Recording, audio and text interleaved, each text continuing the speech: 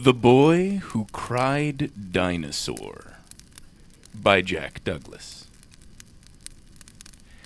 Little Johnny Louderbin was just like all the other little boys in his neighborhood in the little New Jersey town of Tom's Lake.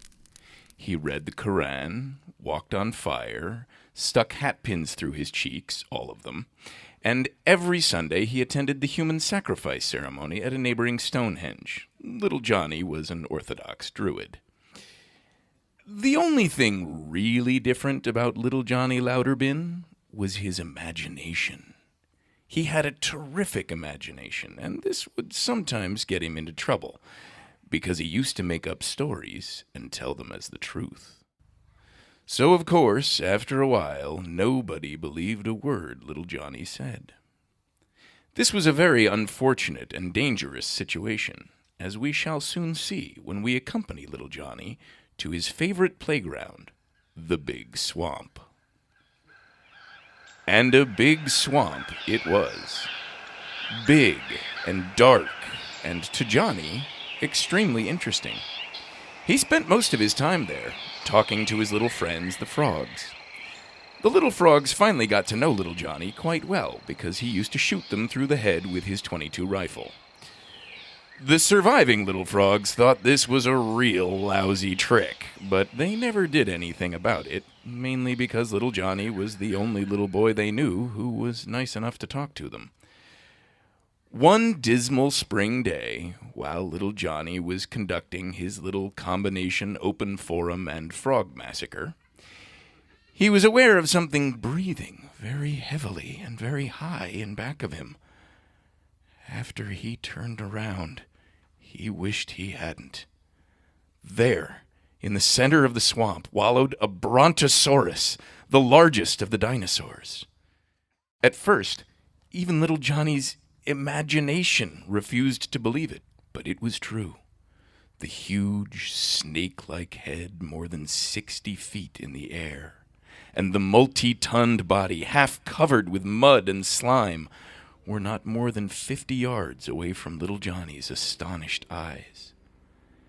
His first untangled thought was to maybe strike up a conversation, as he'd done with the little frogs.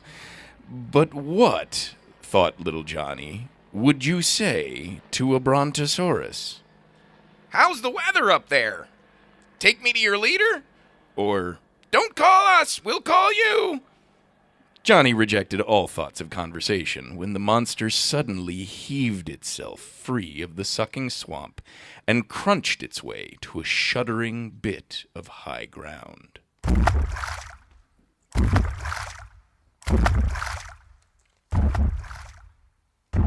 Mother, screamed Johnny as he stumbled into the kitchen. I saw a dinosaur in the swamp! A terrible, horrible dinosaur! I hope you weren't playing with it, dear, his mother replied. Dr. Mosby says they carry germs. That's the way it was. For the first time in his life, little Johnny Louderbin had told the truth. He told everybody in Tom's Lake about the dinosaur, but nobody believed him. This made little Johnny seethe with anger. Okay, he thought to himself, if that's the way they want it. Bright and early, little Johnny was back in the big swamp with a bag of peanuts. He ignored the friendly greetings of his friends, the little frogs, and went directly to the spot where he had last seen the brontosaurus. And there he was, looking, if possible, even larger and more terrifying in the bright morning sun.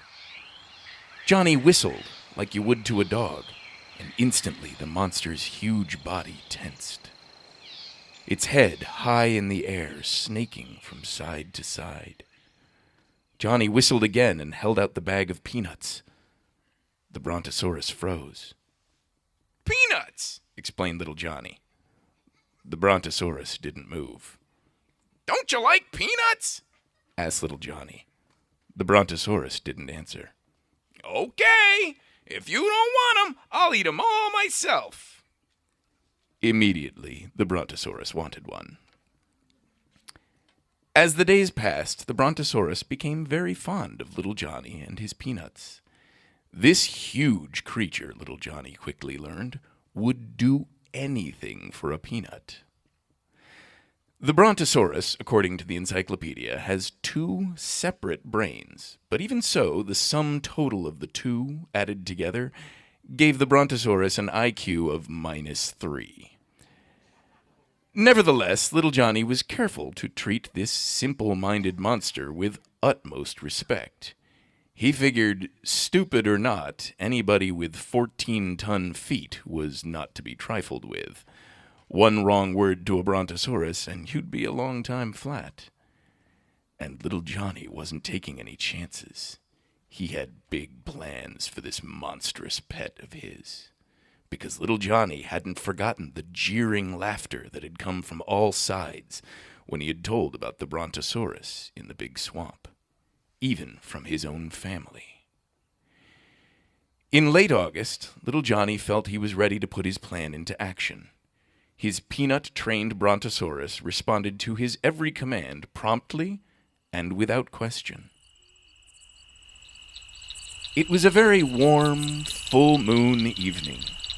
Little Johnny, his mother, father, and his older brother and sister were rocking on the front porch. They were practicing togetherness, and so far, that evening anyway, it had been working out pretty well.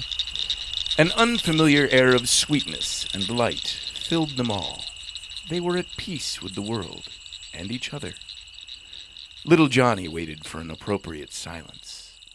Finally, just as the moon disappeared behind a small cloud, he said softly, Saw a dinosaur in the swamp today.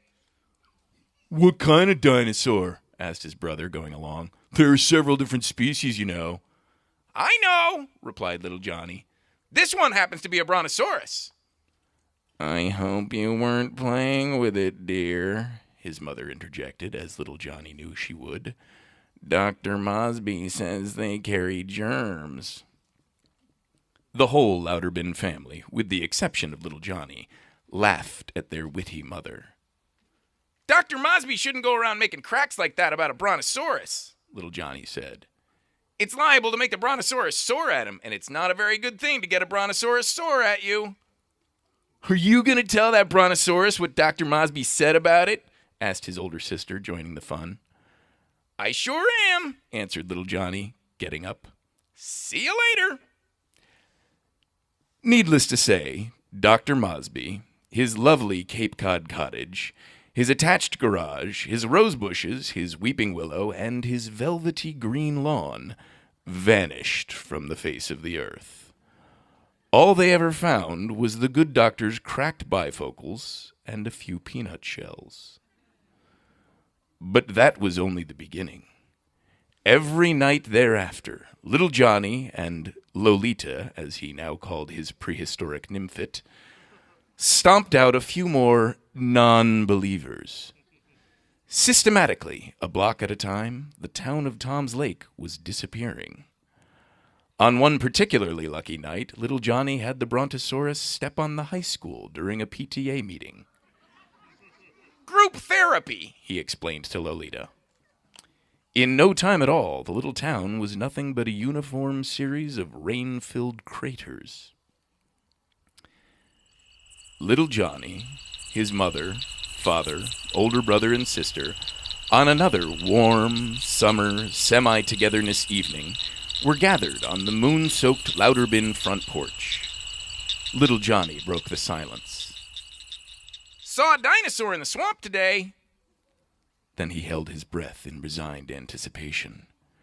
I hope you weren't playing with it, dear. Dr. Mosby says they carry germs. Little Johnny hesitated, but only for a moment. Then he whistled 3 times. Almost immediately, the earth trembled. Then it jarred mightily as the 120-ton brontosaurus thundered its way across the devastated town and up onto the Louderben front lawn. Little Johnny handed it a peanut. Step on mother, he said.